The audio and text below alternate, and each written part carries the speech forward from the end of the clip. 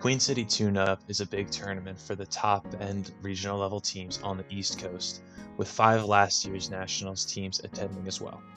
Queen City Tune-Up is a good tournament to see where the top-end talent is, as well as how strong regions like the Southeast, Atlantic Coast, and Great Lakes are. This is a 20-team tournament, with each team playing 4 games on Saturday, and the top 3 in each pool will move to the championship bracket on Sunday. Today, I will go over a tournament preview, give my predictions, things I am looking for, and the streaming schedule. Pool A has 7th ranked UNC Darkside, Tufts Elephant Men, Alabama Huntsville Nightmares, Purdue Undo, and James Madison Hellfish. I'm not the biggest fan of this pool, despite my Hellfish bias. I see this pool as the top 2 teams, UNC and Tufts, maintaining their seeds, while the other 3 teams will fight for 3rd place. I could almost see those final 3 teams all going 1 and 3, and the final spot in the bracket being based on a tiebreaker. Both UAH and Purdue attended Florida warm-up, while James Madison attended Mid-Atlantic warm-up. While neither team was amazing at Florida warm-up, I think that competition will make one of these teams move into the bracket, with UAH being my pick to take 3rd place in the pool.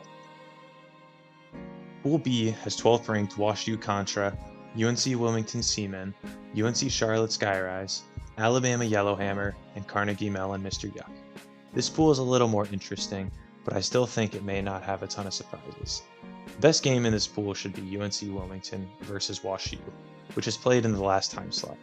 I think UNC Wilmington's ceiling is very high, but I do not know how their depth will be for Game 4 Saturday. With that, I have WashU winning the pool and Wilmington coming in a close second. Lastly, I am not impressed with UNC Charlotte. Yes, they have Matthew Nightingale, but losing both Ben and Jack Simmons is a big drop for them, which makes me believe they will underperform this weekend, and Alabama gets the upset, taking 3rd place in the pool. Pool C has 15th ranked Penn State Spank, NC State Alpha, Michigan State Arc, William & Mary Merrymen, and Tennessee Prohibition. I think this is the tournament that William & Mary puts themselves on the map. They have a really strong team with good top-end talent in Ben Greenberg, Marcus Lee, and Jacob Harris, as well as a lot of gritty defenders. I have a slight concern with their deep depth, but they're strong enough and hungry to play on Saturday. I think they upset Michigan State and potentially NC State. Penn State will stay atop this pool and take 1st place, but William & Mary will take 2nd, and NC State takes 3rd. Pool D is my favorite pool. This pool has 24th ranked South Carolina Gamecocks, Maryland Space Bastards, Auburn Atos, Chicago Fishin', and Yale Superfly. Sadly, Yale is outmatched in this pool and will likely go 0-4. The other 4 teams are in for a grueling battle on Saturday. I've been on the Maryland train, and they're gaining truck stop and Breeze player Isaac Lee, which is an insane ad, joining Miles Grovich, who is also on both of those teams. Maryland is going to put themselves on the map and potentially be quote-unquote America's team, like University of Alabama Huntsville last year. They will win the pool and make a deep run in the bracket. The rest of South Carolina, Chicago, and Auburn are up in the air. Chicago is going to be a sneaky team, and I see them getting 2nd in the pool, with South Carolina squeaking by Auburn for 3rd place. Here's my bracket that goes with my pool play predictions. I'm not going to go in depth on each game, but I do have Tufts beating Chicago, Gamecock beating UAH, William & Mary beating Alabama, and UNC Wilmington beating NC State. We've seen Wilmington beat NC State at times, and I think it happens again here. Their top-end talent is better than NC State's, and that will take them on to quarters.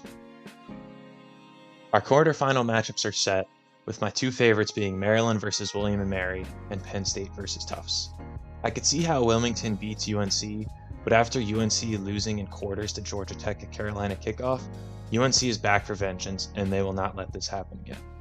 Although I expect many tight games, I see each team with a bye to quarters taking the win and going to semis. Semifinals will be electric if these are the semis. Maryland versus UNC could potentially be the game to go in the Atlantic Coast this year, but I see UNC taking this game, winning by only 1 to 2 breaks. Penn State versus WashU are 2 teams I am excited to see this weekend. Both teams feel set to be in for a peak year for their programs, and this tournament will show how far they can go at nationals. WashU will squeak this one out, but I can easily see Penn State winning. The finals of WashU and UNC does go to chalk, with them being the 1 and 2 seeds, but Wash U will get the upset here. Their hot streak from Florida warm-up will continue here, and their deep ball gameplay will stay successful, and they will take down Darkside, showcasing them as major threats to make quarters or even semis at Nationals. UNC Darkside. They lost in quarterfinals to Georgia Tech at Carolina kickoff. Granted, they didn't have Ben Dameron, but there's so many questions. Did they underperform? Did Tech play a great game? Was everyone healthy? This tournament should help answer those questions. UNC should be favorites at Queen City, but not as comfortably as they'd like. Penn State and Wash U. These are the other two teams I have above the rest. Both made nationals last year, both are ranked currently, both should be good again this year. Wash U proved it at Florida warm-up, and I'm curious to see how they and Penn State can compare to other teams in this bubble. Both should be able to go far in the bracket, but I want to see them convincingly win their games to prove their potential ceiling. The Glob. The other 17 teams to me are all in this glob area. If any team has a good day, they can beat another team in this range if the other team isn't on their A game. Yes, some teams in this glob are better than others, but the variability is there, which creates such randomness for both pool and bracket play. A team needs one good weekend to make semis and put their name on the map. This is the ultimate I'm a fan of.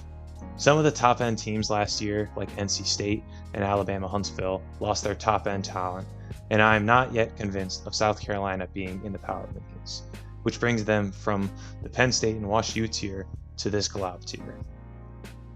Each team in this tournament has at least one star player, whether they received a U24 tryout, they play elite level club, or they simply got game.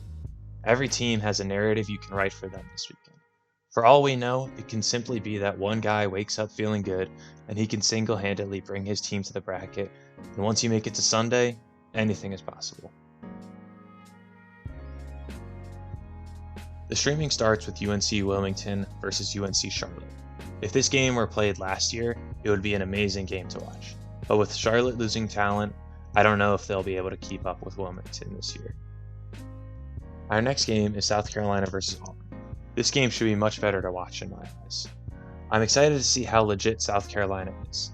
They got second at Carolina kickoff, but I need to see them prove their spot in the power rankings right here. I hope they can prove me wrong and truly dominate this weekend. This is where William & Mary gets on the map, by facing off against Michigan State. A game between the 3 and 4 seeds in the pool will make this a game each team is all in for. Even though I think William & Mary upsets them and NC State, this game will be an entertaining watch. Our final game on Saturday is between Penn State and NC State. Depending on how the day goes, this game can determine the winner of the pool.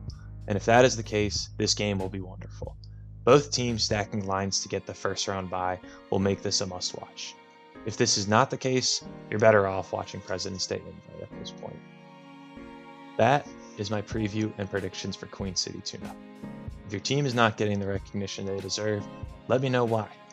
Give me another team or players to root for throughout the season. Anyways, have fun watching Queen City Tune-Up and let the madness begin.